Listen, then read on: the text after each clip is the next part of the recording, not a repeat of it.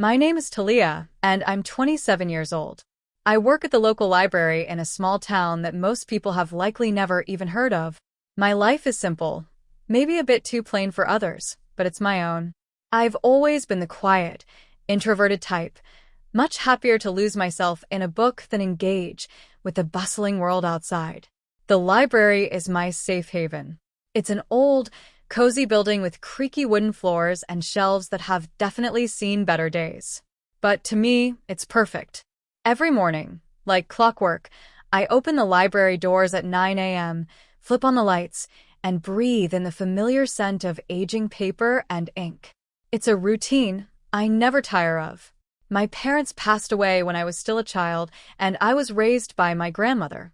She was the one who instilled in me a love for reading, always encouraging me to explore and learn. But she's gone now too, and I'm alone. No siblings, no close family left, just me in my small, quiet world. Good morning, Talia. Mr. Jenkins, a regular visitor, greets me warmly as he strolls into the library. He's an elderly gentleman who spends his days poring over history books. Good morning, Mr. Jenkins, I reply with a smile.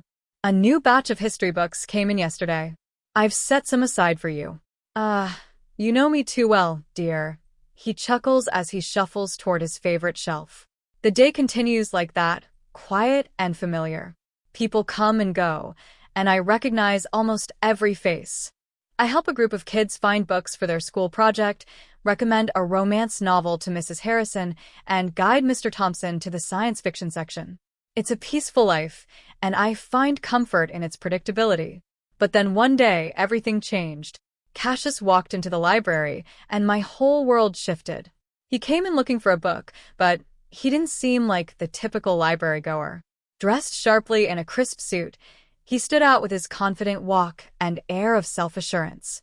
"Can you help me find a book?" he asked, his voice smooth and compelling. "Of course. What are you looking for?" I responded, trying to stay composed. "It's a novel. The Great Gatsby, I believe." "This way," I said, leading him to the classic section. When I handed him the book, our hands brushed for a brief moment. It was a simple, fleeting touch, but it left a strange feeling lingering inside me. "Thank you, Talia," he said, glancing at my name tag. "I'm Cassius." "It's nice to meet you, Cassius," I replied. That brief encounter was the start of everything. The beginning of what I believed to be a love that would last forever. The start of a journey that pulled me from my quiet, predictable life into a whirlwind of chaos and betrayal. If only I had known then what I know now, maybe things would have turned out differently. But life doesn't give you warnings, and sometimes you only learn lessons the hard way. After that first meeting, Cassius began visiting the library more often. It was strange because he didn't seem like someone who'd spend much time reading. Yet, each time he came in, he'd ask for a book recommendation, and we'd chat for a few minutes.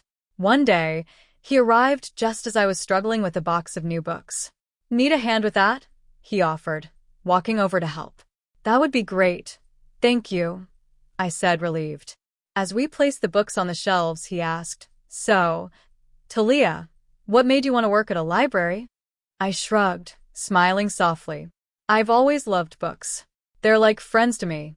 Plus, it's nice and quiet here." He laughed. "I can tell. It's like a different world in here." Over time, our conversations grew longer. I learned that Cassius worked for his family's business, something to do with real estate. He was easy to talk to, and for the first time in a long time, I felt like someone was truly interested in me. Then one day, he surprised me. "Talia, would you like to have dinner with me tonight?" he asked, his eyes hopeful. "A date?" I asked, caught off guard. "Yes, a date," he said with a warm smile. I hesitated for a moment. This was uncharted territory for me, but something about him made me want to say yes. "Okay, sure. I'd like that," I replied, my voice wavering slightly. That evening, we went to a small restaurant in town. It wasn't fancy, but it was cozy, and we spent hours talking about everything and nothing. For a while, I forgot about the loneliness that usually filled my life. On the walk home, Cassius turned to me and said, "I had a really great time tonight, Talia. You're different from anyone I've ever met. I didn't know how to respond, so I simply smiled. He continued, I'd love to see you again. Would that be okay? I nodded. Yes, I'd like that. After that night, we started seeing each other regularly. He'd take me out to dinner, or we'd go on long walks. For the first time in a long time, I felt like I was part of something more, part of a world that extended beyond my quiet life in the library. Before long, I found myself falling for him. Hard. He was charming, attentive, and made me feel special. When he proposed, I didn't hesitate. I said yes without a second thought. Looking back now, I wish I had paid attention to the signs. I wish I had noticed that the charm was only a facade, hiding something far darker underneath. But love can blind you, and I was deeply in love. Or at least I thought I was. After we got engaged, things began to shift. It started with his parents. From the very beginning, they didn't approve of me. They saw me as beneath their son, someone who didn't come for money. The first time I met them, it was painfully clear they didn't like me. We had dinner at their house, a grand, luxurious place, nothing like what I was used to. Talia, this is my mother, Brielle, and my father, Damon. Cassius introduced them. Nice to meet you, I said, trying to smile. Brielle looked me over, unimpressed. So, you're the librarian? She asked, her tone sharp. Yes, that's right, I answered, feeling smaller by the second. Damon chimed in. Cassius, couldn't you have found someone more suitable? I wanted to crawl into a hole. The dinner dragged on, painfully awkward, and it became all too clear that they didn't think I was good enough for their son. Cassius stood up for me when his parents made their harsh comments, and that only made me love him more. But before our wedding, they insisted on a prenuptial agreement. They claimed it was just a formality. Since I didn't have much to my name, I agreed, without any objections. After the wedding, I moved into Cassius's house, which was actually his parents' house. They had gifted it to him, but they acted like it still belonged to them. They would show up all the time, unannounced, as if they had every right to. Brielle, Cassius's mother, would waltz in and immediately start giving orders. Talia, make us some coffee, she'd demand the moment she stepped inside. Without saying a word, I would do as she asked, trying to avoid conflict. One day, as I was serving coffee, Brielle pointed at the TV and said, Remember, Talia, if you and Cassius ever get divorced, this isn't yours. It wasn't just the TV, they constantly reminded me that nothing in that house belonged to me. Over time, Cassius started changing too. He wasn't the man I fell in love with anymore. He began joining in on the cruel jokes his parents made about me. One evening, while I was deciding what to wear to a family event, I asked Cassius for his opinion. This one makes you look less drab, he said with a smirk. It hurt deeply. It felt like he became a different person around his parents. He stopped defending me and instead laughed along with their insults. Living in that house was unbearable. I felt like an outsider, an unwelcome guest in my own home. I kept hoping things would improve, but they only got worse. The stress was starting to take a toll on me. I began experiencing severe stomach pains, but I tried to brush them off. Then one day, while working at the library, I collapsed. When I woke up in the hospital, the doctor explained that my collapse was caused by stress. I stayed in the hospital for several days, and during that time, Cassius didn't visit. He didn't even call. I had never felt so alone. Then, out of nowhere, a notary visited me in the hospital with surprising news. My great-aunt, someone I barely remembered, had passed away and left me her fortune, $60 million. I was in complete shock. I had no idea what to do with that kind of money, but it instantly changed how people saw me. I wasn't just the poor librarian anymore. As soon as Cassius and his parents found out about the inheritance, their attitude shifted. They suddenly became overly sweet and caring. Darling, we're so happy for you, Brielle cooed, pretending to be concerned about me. Yes, we're family, and we should support each other, Damon added with an exaggerated smile. But I didn't trust their sudden kindness. It was too much, too fast. After they left my hospital room, I overheard them talking outside. They didn't realize I could hear them. She's such a fool. Can you believe our luck? Cassius laughed. Brielle chimed in. We need to make sure she doesn't leave you, Cassius. Maybe you should have a child with her. That'll keep her tied to you. Hearing those words made me sick to my stomach. They didn't care about me at all. They only wanted my money. At that moment, I knew I had to escape. I had to get away from these people and take back control of my life. I wasn't going to be their pawn any longer. When I was discharged from the hospital, I had a plan in mind. I returned home, where Cassius and his parents were waiting, acting like the loving, concerned family they had never truly been. "Oh, Talia, we were so worried about you," Brielle exclaimed, trying to sound sincere. I nodded and played along, not wanting to tip them off that I knew their real intentions.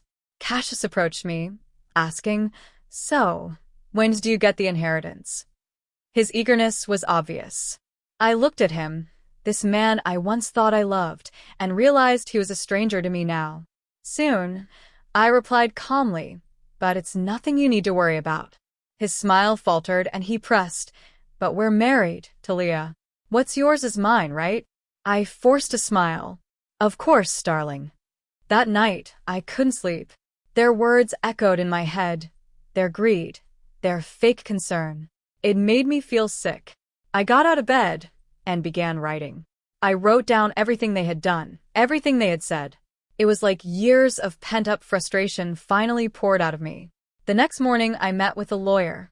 I explained everything and showed him the prenuptial agreement. He was shocked but reassured me, saying the agreement would protect me. "You're doing the right thing," he told me. When I got back to the house, I found Cassius and his parents sitting in the living room. As I walked in, Damon smiled at me with cold eyes. "There she is, our brave girl," he said. I sat down, clutching my purse tightly. "I have something to say," I told them. They all turned toward me, curious. "I'm filing for divorce," I said, my voice steady. The room fell silent. Brielle's face twisted in anger. "What?" "You ungrateful little," she started, but Cassius jumped to his feet. "Talia, you can't be serious." "We love you," he pleaded. "Do you, Cassius?" "Because I don't feel loved. I feel used," I responded firmly. Brielle was livid. "We'll sue you." "We'll take half of your inheritance," she spat. I reached into my purse and pulled out a copy of the prenuptial agreement. "Actually, you can't. This says neither of us can claim the other's property in case of divorce." For the first time, they were speechless. I stood up. "I'm leaving, and I don't want any of you to contact me." I walked out of that house, their shouts and insults following me. It was the hardest thing I had ever done, but as I drove away, I felt an enormous weight lift from my shoulders. I was free from their manipulation, their cruelty. For the first time in a long time, I could breathe. I rented a small apartment in the city. It wasn't anything luxurious, but it was mine.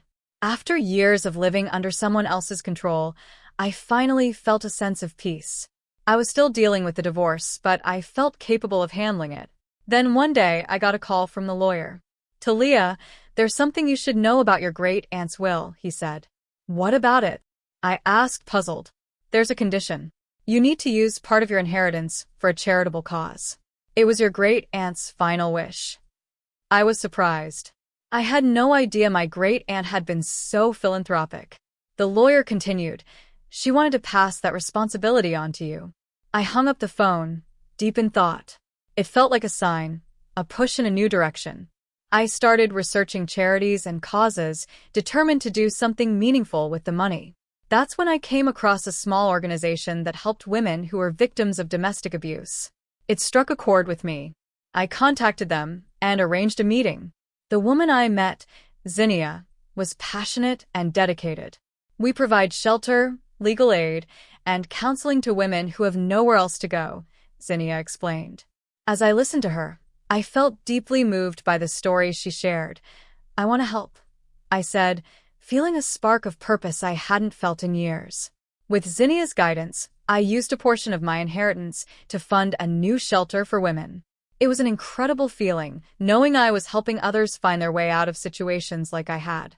A few weeks later, Zinnia invited me to the opening of the shelter. It was a small, intimate event, but the atmosphere was filled with hope and gratitude. As people mingled, I noticed a familiar face in the crowd. It was Lorelei, an old colleague from the library. "Talia, is that you?" she asked, clearly surprised. Lorelei. "It's been so long," I said, pulling her in for a hug. "What are you doing here?" she asked curiously. I shared with her everything about the shelter and my involvement in helping create it. Her eyes widened in disbelief. "That's incredible, Talia. I had no idea," she said, impressed. "It's a new chapter for me," I replied, smiling. We spent the rest of the evening catching up, and it felt wonderful to reconnect with an old friend. As the event wound down, Zinnia approached me. "Talia, I can't thank you enough. This shelter is going to change lives," she said warmly. I looked around at the faces of the women who now had a safe place to call home. "It's the least I could do," I said, feeling a warmth in my heart I hadn't felt in a long time. As the days passed, I became more immersed in the work at the shelter. Each day was rewarding and brought with it a sense of fulfillment I had never known before. My new life was shaping up, and I felt like I was finally in control of my destiny. Then, one day, out of the blue, my phone rang. The number on the screen was one I hadn't seen in a while, Cassius. My heart raced with mixed emotions, but curiosity won over. Hello, Cassius," I said, keeping my voice calm. "Talia, I need to talk to you." Can we meet? "It's urgent," he said, sounding desperate. Reluctantly, I agreed to meet him at a public coffee shop. I hoped that being in a familiar, neutral place would help me stay strong. When I arrived, Cassius looked different. He seemed defeated, almost pitiful, as he sat across from me. "Talia, I made a huge mistake. I want you back. I realize now how much you mean to me," he blurted out, his eyes pleading. I stared at him, feeling nothing but contempt. "Why now, Cassius?" I asked, my voice cold. He sighed deeply. "My parents, they controlled everything. They're the reason our marriage failed. I was weak, but I've changed." Anger surged through me. "You're blaming your parents? You stood by while they treated me like dirt. You laughed with them, Cassius." He reached for my hand, but I pulled away. "Please, Talia. I know I was wrong. I've changed." I stared at him, seeing the man I once loved, but now felt absolutely nothing for. "Changed or not, it's too late. I feel nothing for you, Cassius. Nothing but contempt." His face fell, and for a brief moment, I saw a glimpse of the Cassius I had married, but it was fleeting. "I'm sorry, Cassius. I've moved on. I have a new life now, a purpose, and there's no room for you in it." He nodded slowly, defeat written all over his face. "I understand. I just had to try." As I left the coffee shop, I felt a tremendous weight lift off my shoulders. It was over, truly over. The next day, there was a special event at the shelter. A local artist had donated a sculpture, and it was to be unveiled in the garden. As I stood among the people who supported and believed in me, I felt a sense of belonging that I hadn't felt in years. Lorelei stood beside me, smiling. "Talia, you've done something amazing here." The artist pulled the cover off the sculpture, revealing a figure of a woman reaching up toward the sky. It symbolized hope, strength, and new beginnings. Applause filled the air, and for a moment, everything in the world felt right. Zinnia came over to me, beaming. "Talia, this is just the beginning. There's so much more we can do," she said, filled with excitement. I looked around at the faces of the women who had found safety and hope in the shelter. Zinnia was right. This was just the beginning of something far bigger than I ever imagined. Life continued to be busy and fulfilling. Every day at the shelter brought new challenges and rewards, but I was thriving. My confidence grew, and for the first time in years, I felt fully in control of my life. I even started taking self-defense classes, something I never would have considered before. Then one day, as I was leaving the shelter, I noticed a car parked outside. My heart sank as I recognized who stepped out. It was Brielle, my former mother-in-law. She approached me, her voice softer than I had ever heard it. "Talia, we need to talk," she said, almost pleading. "I have nothing to say to you, Brielle," I replied, my voice steady. "Please, just hear me out," she begged. I stopped and looked at her, unsure if she was sincere. What do you want, Brielle? I asked, keeping my distance. I want to apologize. I treated you terribly, and because of it, I've lost my son. I don't want to lose you too. You are like the daughter I never had, she said, her eyes glistening with tears. For a brief moment, I felt a pang of sympathy, but I quickly pushed it aside. Brielle, you made my life a living hell. An apology won't change that. I've moved on, and I suggest you do the same. She reached out to me, but I stepped back. Please, Talia. I know I can't undo the past, but I want to make things right. I shook my head. It's too late for that. Goodbye, Brielle. As I walked away, I felt her gaze on my back, but I didn't look back. I had learned to stand up for myself, and there was no turning back to the way things were. The next day, I received a letter from Cassius's lawyer. He was contesting the divorce settlement, but I wasn't surprised. I was ready for this. I met with my lawyer, Marin, a sharp, confident woman. He's got no leg to stand on, Talia. The prenuptial agreement is clear. He's just trying to intimidate you, she assured me. I nodded, resolute. I'm not afraid of him anymore. Let's fight this. The court date finally arrived, and I walked in with my head held high. Cassius was there with his lawyer, and for a brief moment, our eyes met. There was a flicker of the old Cassius, but it disappeared just as quickly. The judge listened to both sides and ruled in my favor. The prenuptial agreement stood, and Cassius's claims were dismissed. Relief and triumph surged through me. After the session, Cassius approached me. Talia, I'm sorry. I was wrong, he said, his voice barely above a whisper. I looked at him, seeing the man I had once loved but no longer recognized. Goodbye, Cassius. Take care of yourself, I said, walking away for good. As I left the courtroom, I felt a true sense of closure.